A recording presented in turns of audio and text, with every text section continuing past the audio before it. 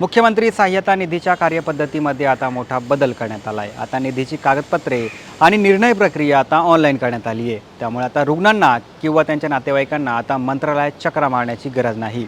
नमस्कार, मी सलमान शेख, आपण पाहताय एबीपी माझा। पूर्वी रुग्णालयात दाखल झाल्यानंतर रुग्णांना या योजनेसाठी अर्ज करावा लागत होता, पण आता त्या रुग्णालयाला संबंधित अर्ज आता भरावा लागणार आहे। त्यासाठी मुख्यमंत्री सहाय्यता निधी कक्षाकडून रुग्णालयांना स्वतंत्र आयडी पासवर्ड देखील देण्यात येणार आहे। या योजनेसाठी अर्ज केल्यानंतर 3 ते 8 तासाच्या कार्यालयीन कामकाजामध्ये याचा निर्णय जाहीर केला जाईल। यासोबत तुम्ही जर कागदपत्रासाठी उशीर केला तर दुसऱ्या दिवशी तुम्हाला मदत नेमका केव्हा मिळेल याची माहिती तुम्हाला देण्यात येईल। तसेच मंजूर झालेली रक्कम एकत्र न देता सुरुवातीला 30% आणि त्यानंतर पेशंटला डिस्चार्ज झाल्यानंतर पूर्णपणे रक्कम आता हॉस्पिटलांना मिळणार आहे।